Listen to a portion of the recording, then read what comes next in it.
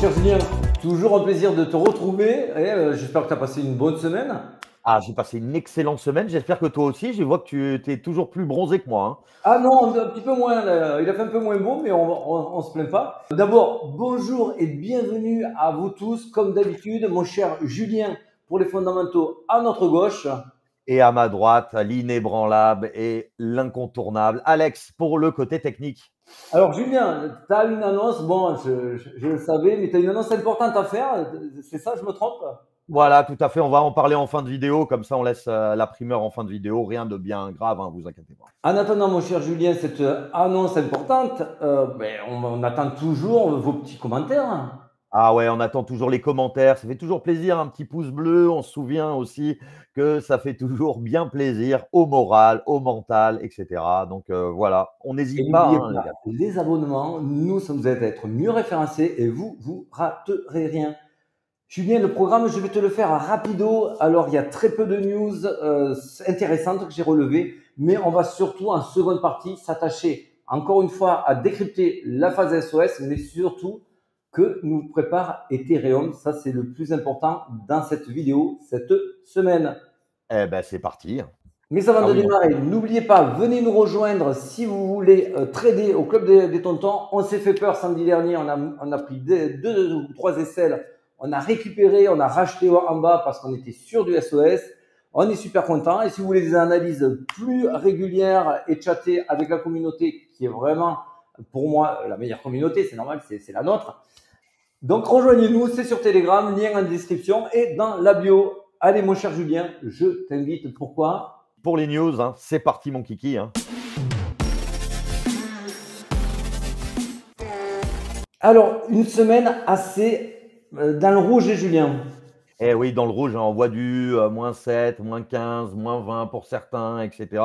Bon, classique, hein, une petite, comme tu dis, un petit low kick, et puis ça emmène tout le monde dans le trou, hein, donc c'est la fameuse Toujours pareil classique. avec cette dominance qui reste très élevée. Exactement. Si on se met en daily, on voit quand même pas mal de jetons performer. On va en reparler des jetons qui performent comme Ave, comme Uni et bien d'autres. Pourquoi?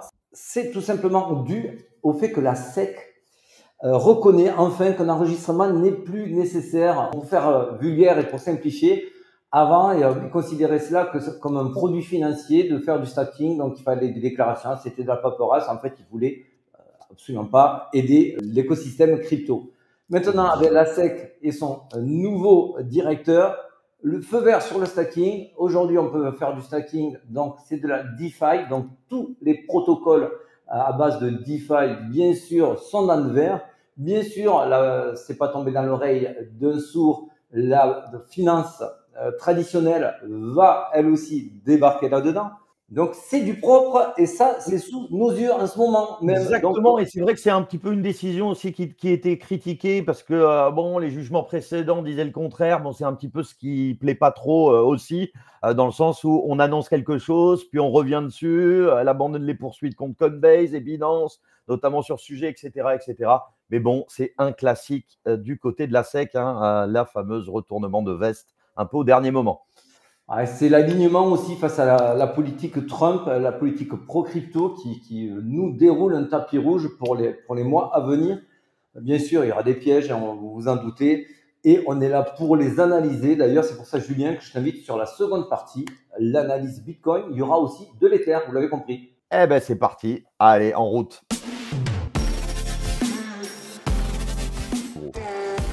Julien, Fear and Greed Index, on a fait l'ATH il y a quelques jours. On est à un 62, on n'est toujours pas en extrême grid, on est encore très proche on est à 105, 106 000, on est très proche de l'ATH et on n'est toujours pas en surchauffe, on n'est toujours pas en extrême grid. Et C'est ça, c'est génial. bon signe. Ça, c'est très, très bon signe. Oui. On le voit également sur les fundings. Les fundings, on voit si le marché est totalement euphorique, si tout le monde pense que ça va aller au nord et tout le monde lance des longs avec des gros leviers. On est en dessous de 0,005, ce qui est très très bas. Donc même là, il n'y a pas d'euphorie sur le futur, sur les parieurs. Tant mieux, on déroule. Exactement, et c'est ce qu'on veut voir, hein, toujours, hein, forcément, pour que ça puisse continuer son ascension. Tu vois les stablecoins, toujours ça augmente. Donc là, on mint, ça veut dire qu'il y a de l'argent qui rentre et ça arrive sur les stablecoins avant d'aller sur nos cryptos. Bien sûr, tout ne va pas dans le Bitcoin et dans nos altcoins, mais ce sens-là, tant qu'il augmente, est rassurant. Donc, on continue notre progression. On va aller vite sur ces datas-là que vous connaissez.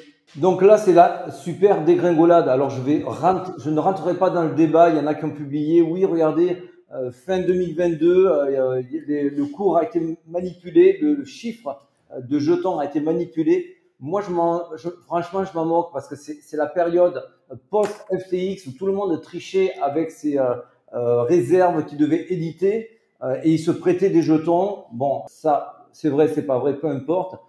C'est possible que ce soit cet ajustement qu'on voit là. En tout cas, moi, ce qui m'intéresse, et on vous en parle depuis milieu de 2024, c'est de voir cette dégringolade qui en suit après, qui n'est absolument pas liée à ce qui s'est passé en 2022. Donc moi, c'est cette dégringolade-là qui m'intéresse et ce choc qu'on est en train de voir entre l'offre et la demande, qu'on va encore bien goûter fortement dès qu'on partira en phase E. La surchauffe, on continue très rapidement. On l'a toujours pas sur le MVRV Z-score. Vous savez, Julien, plus c'est rouge, plus c'est surévalué, plus on est proche du vert. C'est sous-évalué, ouais, exactement. On va dire une bonne zone d'achat, ben, c'est forcément dans le vert. Et quand il faut commencer à se poser des questions, c'est qu'on arrive dans la zone rouge via la courbe jaune. Alors, on en est toujours sur nos phases de SOS. Écoutez, ça suit à la lettre. On peut rien faire de plus à part qu'attendre la fin du SOS. Vis-à-vis de ce SOS, j'ai fait un post sur X qui était assez détaillé. On va y revenir très rapidement. Ça, c'est le cours actuel. Un SOS doit venir chatouiller le dernier ATH de l'accumulation ou de la réaccumulation.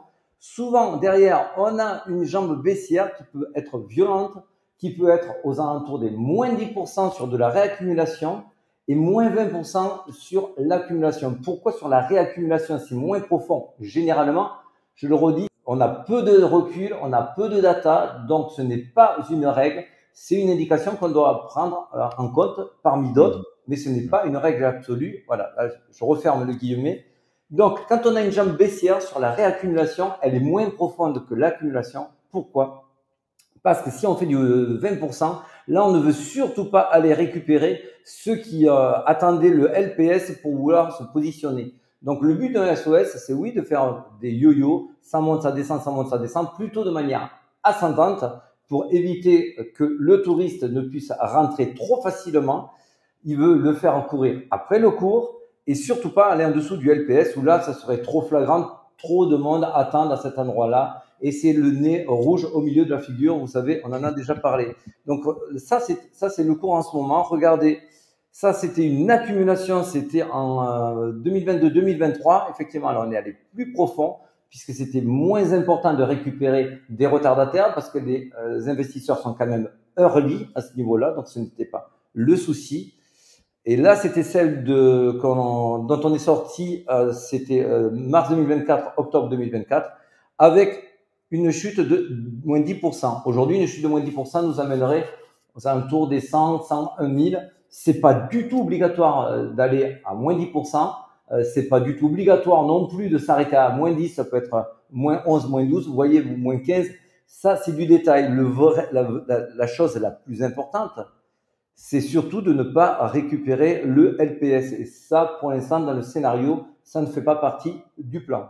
Du coup, ça nous amène, si on continue et qu'on part en phase E avec une jambe baissière importante ou pas, vous l'avez compris maintenant, ça nous amènerait toujours à ce schéma, ce setup de continuation avec…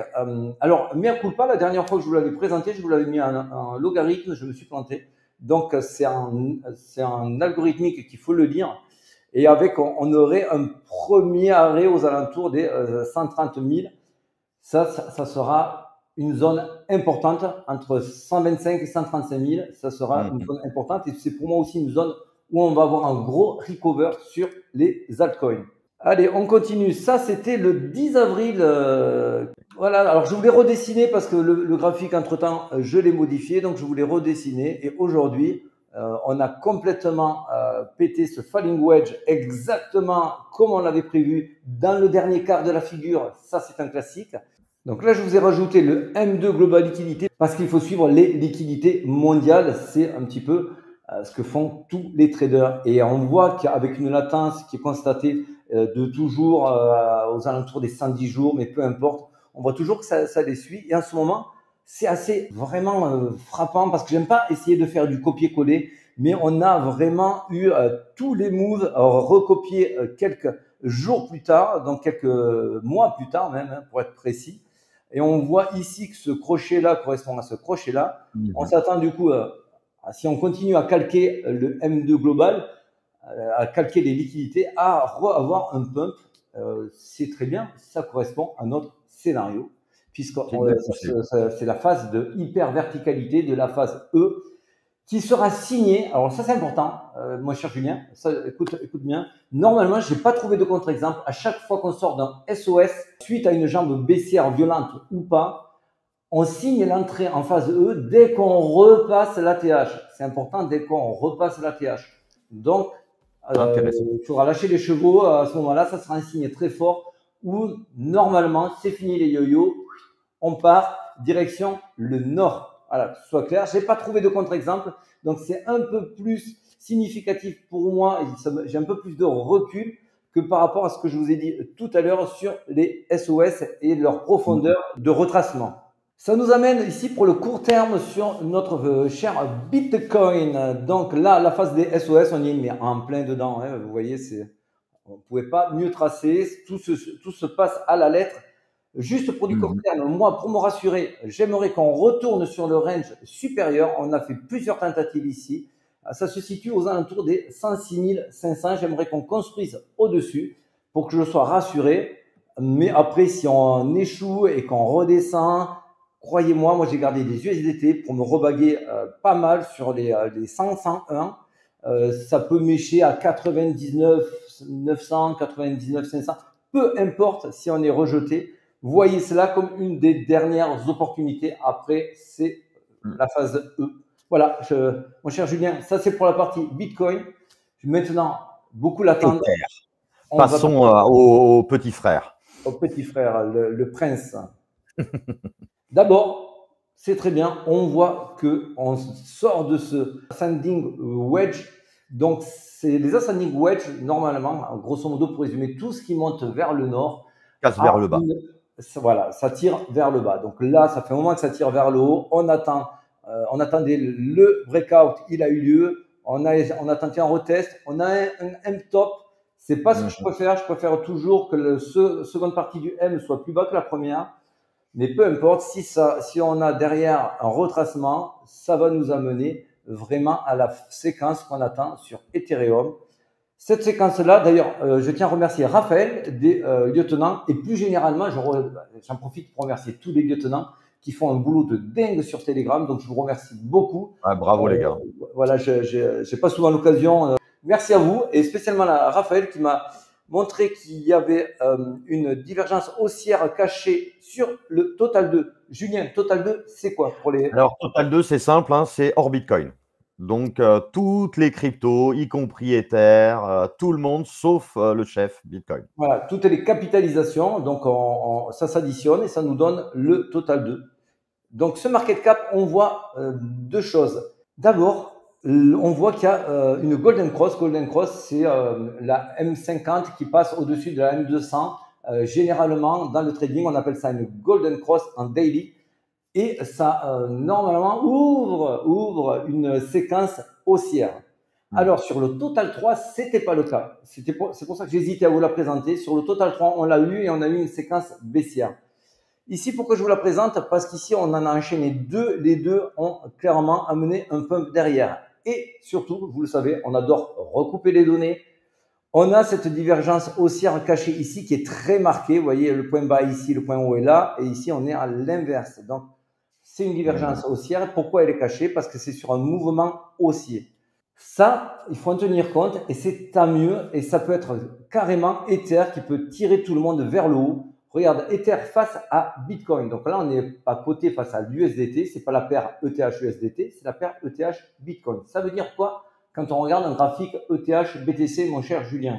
Ah ben, tout simplement, si on voit la force comparée au Bitcoin, on voit que Ether est en train de reprendre de la force comparativement Voilà. au Bitcoin. Tout C'est simplement. Hein. c'est vraiment cette comparaison qu'on fait quand on prend Ether face au Bitcoin, de savoir qui surperforme l'autre et dans quelle séquence on est. Là, on voit qu'on est sur un flag, sur un drapeau. Généralement, ces drapeaux-là cassent au nord. Donc, techniquement, on est là aussi encore optimiste. Et on voit si on continue sur du weekly. Donc là, je vous ai mis l'entièreté du mouvement de 2022 à 2025. On voit qu'on est revenu dans la RLZ, donc la zone de rachat professionnel. On en est ressorti brillamment. On voit que le MACD en weekly vient de croiser boule il y a 2 semaines. On voit aussi que le RSI, on a cassé cette trendline baissière au nord. Donc là aussi, encore, c'est super positif. Et là, je vous le mets en live direct. Julien, qu'est-ce qu'on voit ici? Ah, on voit une étoile. Exactement, une belle étoile, une doji, une Étoile du morning matin. star. Ça, c'est bullish, c'est en monthly. Et c'est vrai que ça nous donnait un bon signal déjà en avril d'un recover sur ETH. C'est pour ça que chez les tontons, vous le savez, depuis le début, on n'a jamais lâché l'affaire sur ETH. Et d'ailleurs, à ce propos, on en avait parlé un petit peu en off. Il y a quand même notre ami BlackRock qui investit là en ce moment massivement, 48 millions de dollars, 19 000 Ethers, etc., malgré les grosses volatilités sur ce marché.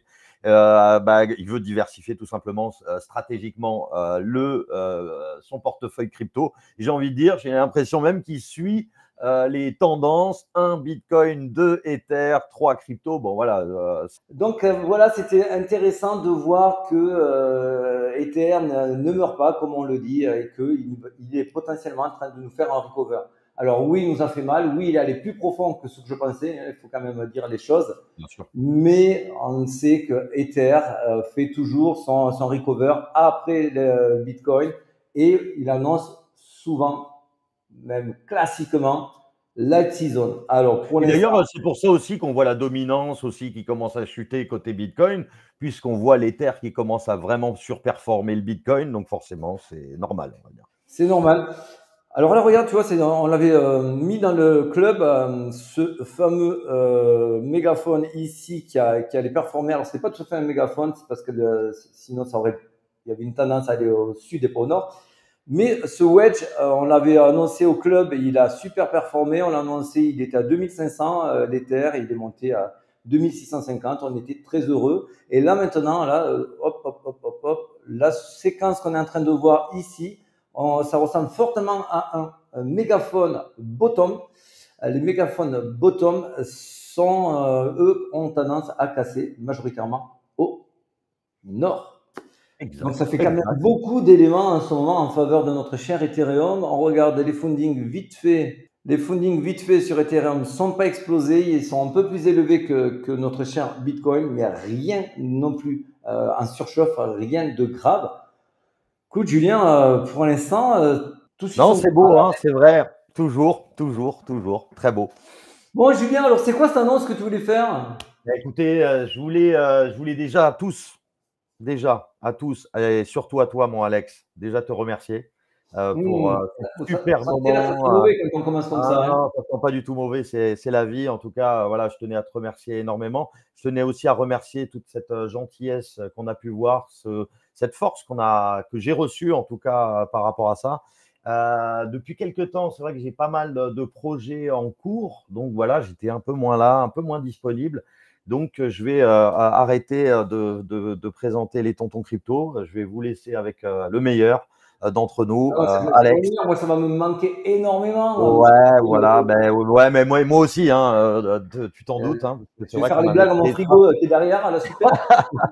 non, mais c'est vrai qu'on avait, je crois, 159 vidéos, enfin, c'est pas rien. On a commencé la chaîne, je crois, on était dans les 15 000, 15 400, c'était il y a longtemps, on va dire.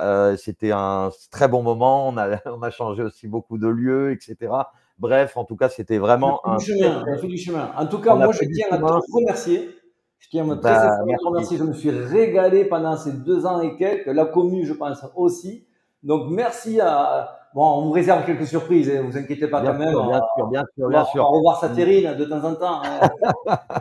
Non, mais voilà, en tout cas, c'était dit. Ça a été un réel plaisir voilà, de participer à ce beau projet. Je pense qu'il va continuer encore longtemps. Je vous laisse entre deux bonnes mains. Voilà, une Ah, communauté je dirais un fiable. peu plus de coquilles sur les fondamentaux, c'est pas grave. Non, non, non, tu te débrouilleras très, très bien. Non, voilà, en tout cas, je voulais tous vous remercier vraiment. Mais Ça a été écoute, un super Julien, moment. je te Voilà, fais bisous. Je sais qu'on restera nous en contact, il n'y a pas de souci. bien sûr. Ne vous inquiétez pas, il n'y a pas d'histoire de meuf entre nous, tout va bien, hein. Non, non, non, non, non, non, il y a pas de ça, il y a pas de ça, il y a pas de ça. Non, non, non, Donc, non. non, en tout cas, en tout cas, gros bisous à tous, gros bisous à mon Alex, garde la force, t'es le meilleur, Eh bien, écoute, et merci à vous les gars. bis à vous, Julien, bon vent, à très vite quand même, et on se retrouve sur Telegram. Ciao, ciao, mon cher Julien, merci mille fois encore pour tous ces moments précieux. Ciao. Merci beaucoup, ciao, ciao les gars.